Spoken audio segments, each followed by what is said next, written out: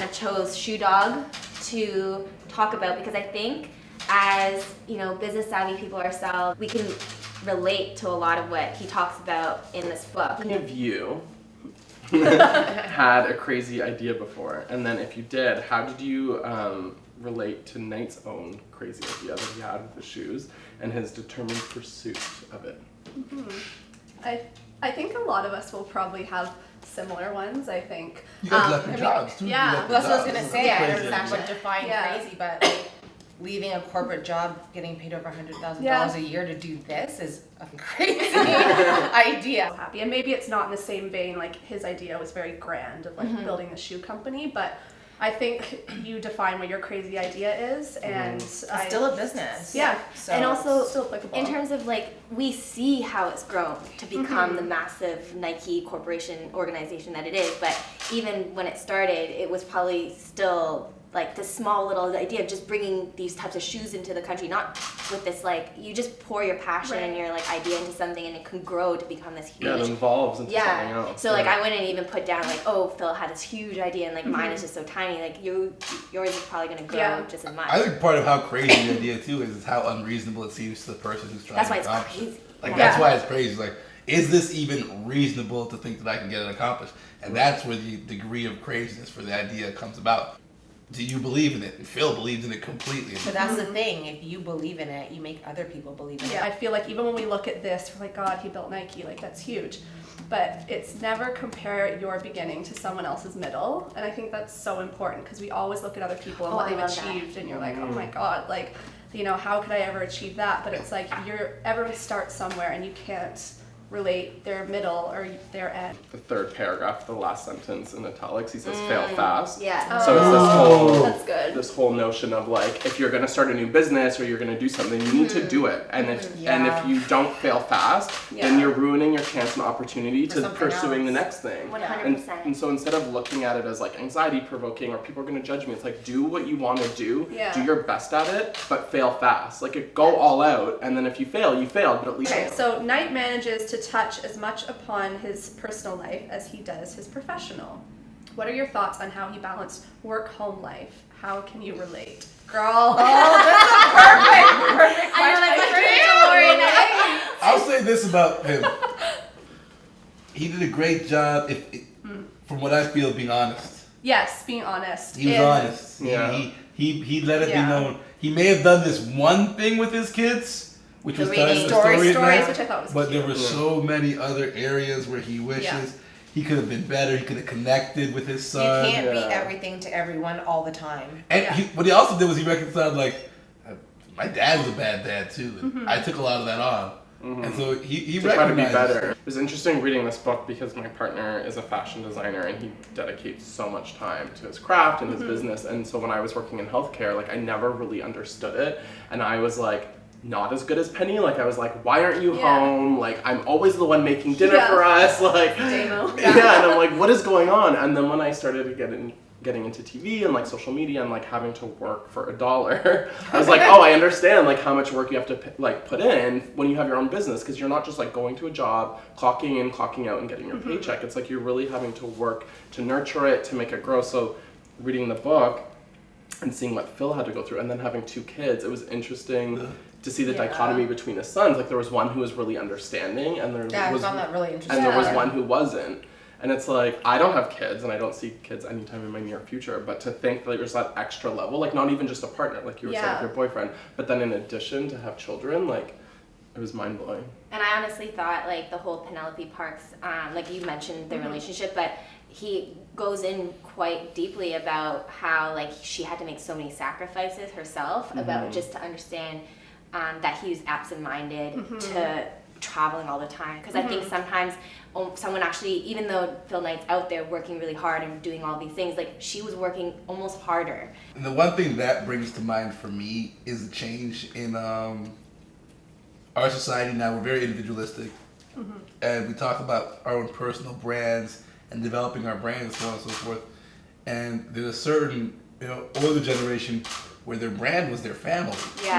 Right? And so I think there are fewer people today that, let's say one person has a leg up in their career or so on and so forth, or has the opportunity to create something, where they don't use that to build the family. And I think that's what Phil did, was like, he didn't say, okay, well, I'm going to be Phil Knight, and I'm going to create Nike, and I want everyone to love Phil Knight, and I'm going to go out and do Phil Knight things, and then forget about my family. He's like, no, I'm going to do Nike Say Phil Knight one to, more time.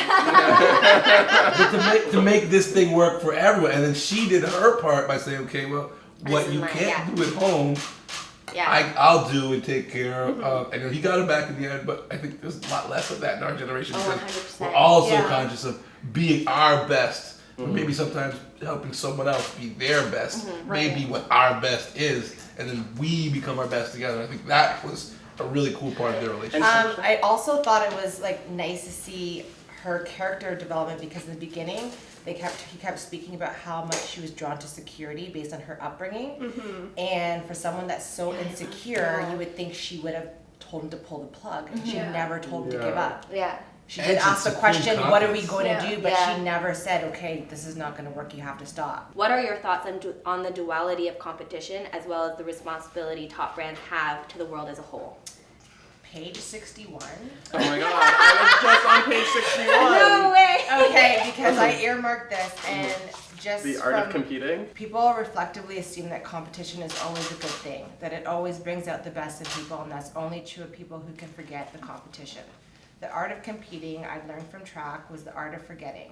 And I now reminded myself of that fact. You must forget your limits, you must forget your doubts, your pain, your past. You must forget that internal voice screaming, begging, not one more step. So there's certain aspects that you need to remember, and there's certain things that you need to forget. So you can have the idea of your competitor like Adidas looming in the background, but you have to just keep thinking about having to make that next dollar or to sell all your units to be able to pay the bank back as your competition catalyst. So I think there's competition to make things better, and there's competition to consider yourself better. And I think we saw the example of the American selling price. We saw the other companies, the American sneaker companies, who weren't competing to become a better brand, to be the Apple. They were just competing to make money or to protect their market share. Yeah. Whereas what Nike was always about was, okay, how can we make things better? And that was the real competition. How can we make people faster? How can we make more people run? And it's a different type of competition. It's more of a type of competition to make people better as opposed to just fill your coffers. When you're doing something creative, if you focus too much on what the other person is doing, Yeah. you're never gonna grow yourself, your brand, whatever it is you're doing. So, like you said, you kind of need to have them in the background and think about, Know what what is they're my doing, competition, yeah. the numbers, like what do I need to achieve? But you also want to forget and do your own thing, because Yeah. when you're authentic to yourself, that's what people will gravitate towards. When you start something, you have a why, a reason of why you're doing this. And when you focus too much on your competitor, then you lose that why. You lose focus on exactly why you're doing this, and you become too focused on what they're doing and competing with them. And I think that, like you said, the art of competing is the art of forgetting. My question was going to be, what do you think was the most important thing that Phil Knight did in order to maintain Nike's success? lying about his finances. Yes. He had to. Yeah. He had to do that to survive. I just, like, whole throughout financial- the entire book, I was like, if I didn't know Nike was successful, I would have, like, dropped this book halfway through, because it was He's like, an idiot. nothing good is happening. No. It was like, everything was against him, and it was lying about his finances, and just, like, Faking it till you make Yeah. it. Even That with was the- his thing, the whole, like, 3/4 of the way. Even Yeah. when He survived. Japan was almost gonna pull out, and they're like, but we want someone with office. It's like, yeah, we have We office. have offices. Yeah. We need someone that have offices. And he's We have, like, I got we have those. East Coast offices. We need East Coast offices. We have East Coast. Yo, somebody fly out to the East Coast and set up an office. Get a basement Yeah. somewhere. I think the thing that stood out to me was their willingness to live on the float. I think, Yeah.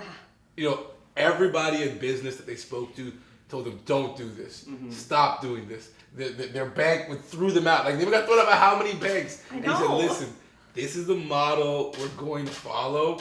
And he stuck with it until the moment that they couldn't do it anymore. And I think what that did for them was it created a sense of urgency around all of them.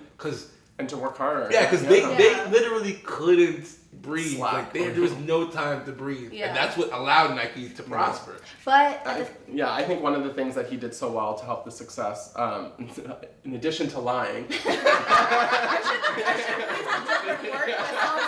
negative. no. That's, honestly, but it is in a way negative. But Yeah. like it just had like a huge positive like. I thought Outcome. he tried really hard at every step to educate himself into what needed to be done. Like when he was on the plane and he's reading the book about like how to negotiate with like Japanese businessmen, and then he met with like the vets who are the expatriates who like lived there and worked, and they gave him like a little rundown. And before he would go into meetings about money, he kind of researched who the people were, and I think he really deserves a lot of credit that at like every step of the way he really educated himself because he wasn't willing to give up. I think it's like, for me, as much of the decisions that he made, it's also the people that he brought on. Because there are not a hell of a lot of people that would work for free. In researching this, I did read a lot of other people's reviews, and I think it was like Wall Street Journal or one of the like a publication said that Shoe Dog is a great companion to other Nike. Right. The other Nike book that was created. It's just like it just is a foil to it is Phil's own perspective. The formation of But it is interesting because even I wasn't done yet. I Oh, wanted sorry. that. No. Meaning when I was reading the book. Oh, like, Yeah, oh you yeah. No. I just like I wanted to hear more of his Yeah, perspective I on agree. those I wanted things. to hear I will say this though. I think for me, it was the most important perspective about Nike. Like I know a lot of people are gonna tell you exactly what happened and the facts, but to know the guy who did the work, what he thought Yeah. about all this, Yeah. how he holds it in his mind's eye, I think is very important. Definitely towards the end of the book, I can't remember where, if it was at the actual last paragraph, but the quote where he says, "I turned out the light and went and sat in front of the TV with Penny. Neither of us was really watching. She was reading a book and I was doing calculations in my head. By this time next week, Bowerman would be worth $9 million. Kale, 6.6. Fantasy numbers. Numbers that meant nothing. I never knew that numbers could mean so much and so little at the same time."